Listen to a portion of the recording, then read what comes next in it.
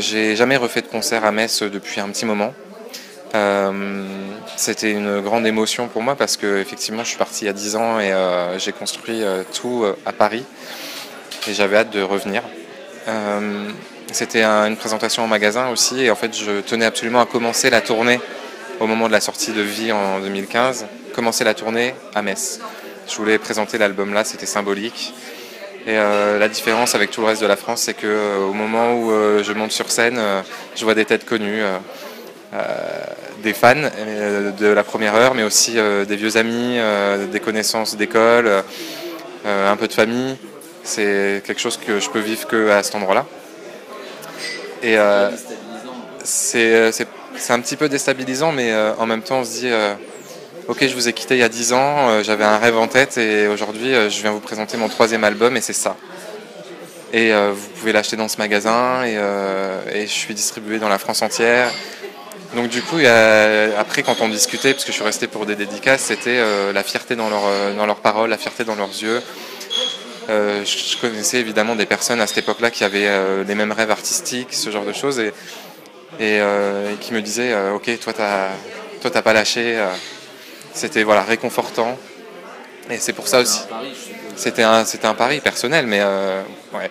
Et là, pour la réédition de l'album qui sort le 29 janvier, j'ai tenu aussi à ce que la première date de la reprise de la tournée, après évidemment la première partie d'Hélène Ségara qui a été reportée vu les événements, c'était de représenter ces inédits en piano-voix à Metz. Je sens tout au fond de moi qu'ensemble on avancera. Alors déjà pour expliquer cette histoire avec Guillaume, c'est que je suis quelqu'un de très fidèle quand j'ai un coup de cœur artistique. Et c'est un réalisateur avec qui on se comprend parfaitement, qui avait déjà aussi réalisé mon premier clip. Enfin, il a fait 3 clips sur 4. Et voilà, pour moi c'est important la fidélité quand on a trouvé un lien commun et une oreille attentive à ce qu'on veut. Et puis moi j'ai fait à côté à l'époque des études de cinéma en réalisation vidéo.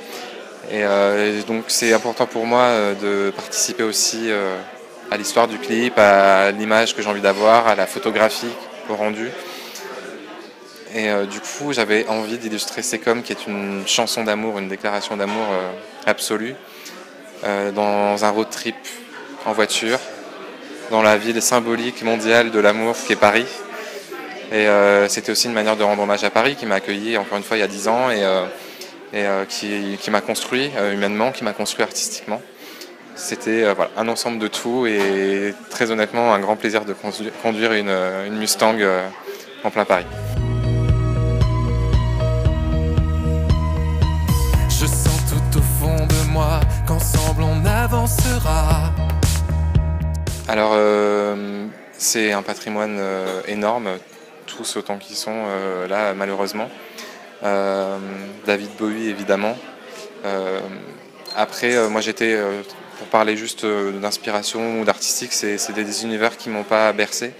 Mais alors une carrière, leur carrière, tout ce confondu, ça fait une grosse perte artistique et j'imagine pour les fervents admirateurs de ces artistes-là, une perte inconsidérable, quoi.